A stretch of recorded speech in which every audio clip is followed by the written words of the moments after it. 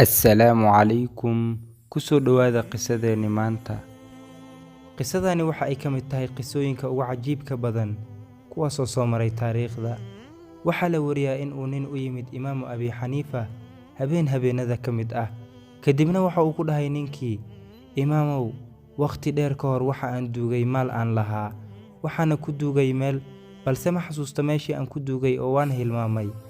Ma iga saacidi kartaa arrinkan iyo mushkiladan? Imaamkii ayaa waxa uu ku yiri ninkii, arrinkani ma ahan shaqada qofka faqiiha ah, laakiin waa in aan ku helaa xal. Kadibna wuu fikiray imaamkii. Waqti yar kadib waxa uu ku dhahay, soco oo bax oo tuko ilaa uu waaga kaaga baryo. Waxaad soo xasuusan doontaa meeshii aad ku duugtay maalkaaga haddii uu Alle idmo insha Allah. Ninkii ayaa baxay, waxa uuna gudagalay in uu tugto. Misane markii uu salaadii galay, waqti yar kadib waxa uu soo xasuustay booskii uu ku duugay maalka. Wuu boobsiyey salaadii, wuuna ka baxay. Wuxuu aaday meeshii uu ku duugay maalka.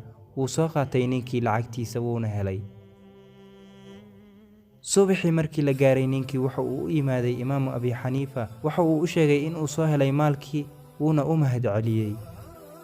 Ninkii ayaa waxa uu su'aalay imaamka, waxa uuna ku yiri, Imaamow, sideed ku ogaatay inaan soo xasuusan doono maalkaasi meesha aan ku duugay?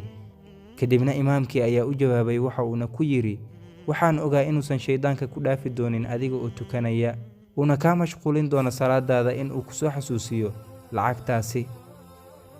Haddaba qisadani waxaan ka qaadanaynaa shaydaanka inuu waswaas badan yahay waqtiga aan ku tukanayno.